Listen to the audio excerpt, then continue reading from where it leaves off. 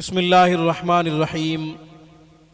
سامعین محترم، السلام علیکم ورحمۃ اللہ وبرکاتہ۔ سامعین کرام، آج ہم گھریلو جھگڑوں سے نجات کا ایک قرآنی عمل آپ کی خدمت میں پیش کر رہے ہیں۔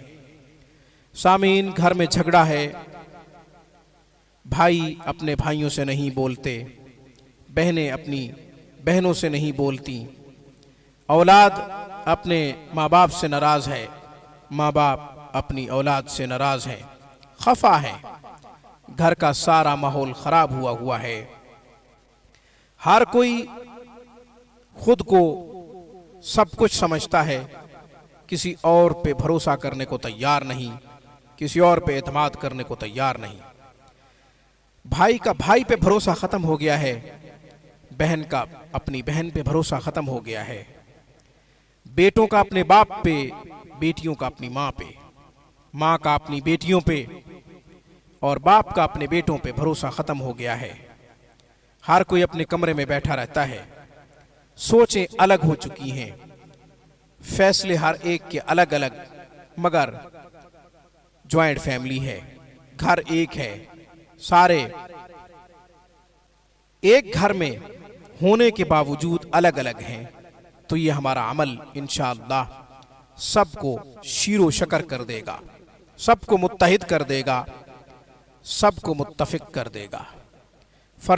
فرد قائم ربط ملت سے ہے، تنہا کچھ نہیں، موج دریا میں ہے، بیرون دریا کچھ نہیں، اکیلی موج کچھ نہیں کر سکتی، جتنی مرضی طاقتور ہو، اکیلی موج کچھ بھی نہیں کر سکتی، بے طاقت ہو جاتی ہے، بے ضرر ہو جاتی ہے، نہ تو کسی کو نقصان پہنچا سکتی ہے اور نہ اکیلی موج خود کچھ کر سکتی ہے۔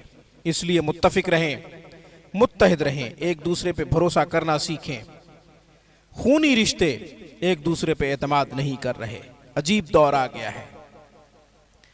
آپ نے اس قرآنی آیت کا سہارا لینا ہے۔ لو انفقت ما في الارض جميعا ما الفت بين قلوبهم ولكن الله الف بينهم انه عزيز حكيم۔ یہ آیت مبارکہ آپ نے 313 دفعہ پڑھنی ہے۔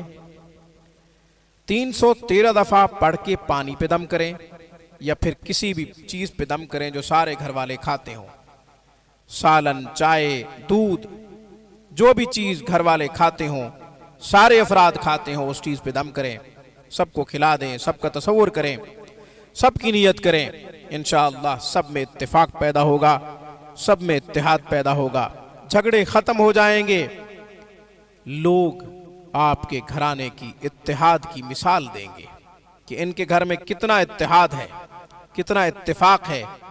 یہ تو وہ والے افراد رہے ہی نہیں جو آپس میں لڑتے تھے، محلہ ان کا شور شرابہ سنتا تھا، لوگ ان کے جھگڑے کو مثال بنا کر عبرت کے لیے پیش کرتے تھے۔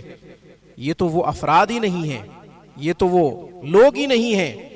قرآن کی برکت ہے، قرآن کا کرشمہ ہے۔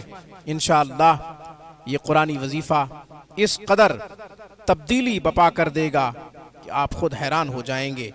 آج کی ویڈیو میں بس اتنا ہی۔